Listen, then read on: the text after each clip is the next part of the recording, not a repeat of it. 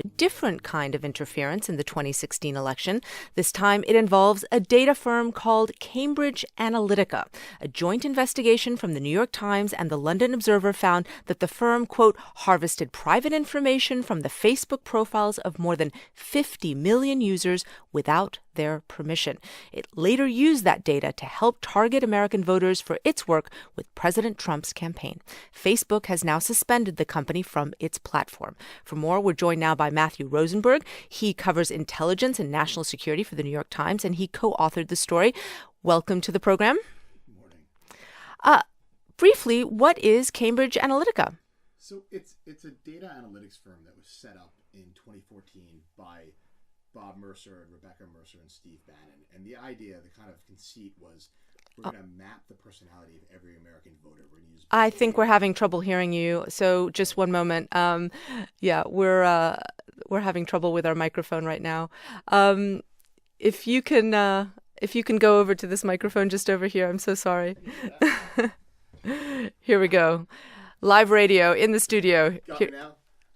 Do we have you now? Yes. Okay. So what is Cambridge Analytica? So Cambridge Analytica is a firm founded by Robert Mercer, who is the kind of billionaire hedge fund conservative donor, Steve Bannon, and Mercer's daughter, Rebecca. And their conceit was that we're going to use big data to map the personality of every voter. And through this kind of personality assessment, be able to predict their behavior and be able to message at them, like figure out who's neurotic and fearful, who's open-minded, who loves the occult, and we'll be able to kind of reshape American culture and reshape American political culture with this really powerful new data science. You call what happened a huge data breach. Can you explain?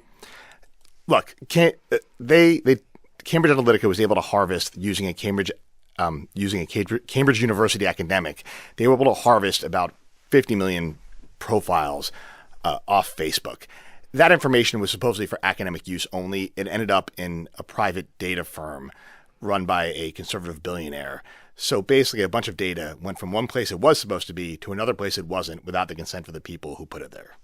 All right. You and other news organizations got a lot of this new information from a leaker. His name is Chris Wiley. He helped found Cambridge Analytica. The UK's Channel 4 interviewed him, and he says what Cambridge Analytica did was basically weaponize your Facebook page. Let's listen.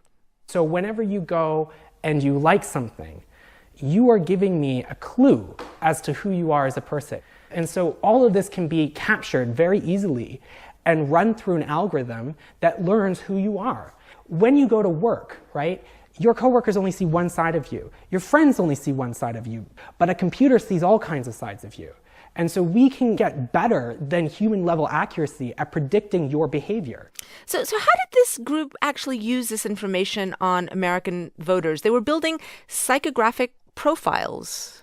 You know, I think it's important to keep in mind that this is a new field, both in academia and in marketing and messaging, and that Chris is a true believer in it. There were a lot of people who said this didn't work as well, that this was an early iteration and they hadn't quite nailed it. But the basic idea is supposedly is that idea that we can figure out who you are as a person, and then we can tailor messages that will scare you or inspire you. And that we can do this largely through your Facebook likes. If you have like 50 Facebook likes, we got you. It's remarkably simple. And I think, you know, there is that fear right now that people are putting information online and it will be used in ways they don't understand to try and manipulate them. And that is, in essence, what they wanted to do. And of course, Cambridge Analytica, as you mentioned, was involved in helping President Donald Trump get elected. I want to play a little bit more of Wiley speaking to Channel 4 about how specifically Steve Bannon, who was Trump's chief strategist, wanted to use this technology. Steve wanted weapons for his culture war. That's what he wanted. We offered him a way to accomplish what he wanted to do, which was change the culture of America.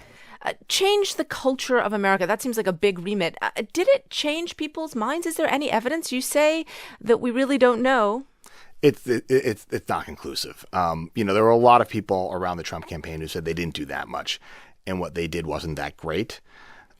It's Cambridge Analytica's track record is very uncertain, and whether it will have any major clients in the coming election cycles is really, really deeply uncertain right now. I think everybody has to remember this is a really, really young field, and that if this is going to develop, and it may, it's going to be a little while. How does what you uncovered link to Robert Mueller's investigation into election interference? So we know that Mueller has asked Cambridge Analytica for all the documents and emails related to its work on the Trump campaign. What exactly they're investigating is hard to say. The Mueller investigation is this black box. They don't talk. In our work, we also found a number of kind of odd, almost unexplained connections to Russia. Lukoil, which is a Russian oil company that's pretty tight with some of Putin's inner circle, they kind of showed up in the summer of 2014. Were like, hey, we want to talk to you about American voter data, which is odd. Because they're an oil company. So why would they be interested in that? They have like 1-2 gas stations in the U.S. I think there's one in Georgetown, actually. So it was kind of strange what they wanted out of the U.S. And so, where Mueller's going with this, we don't know. Matthew Rosenberg from the New York Times, thank you so very much. Thank you.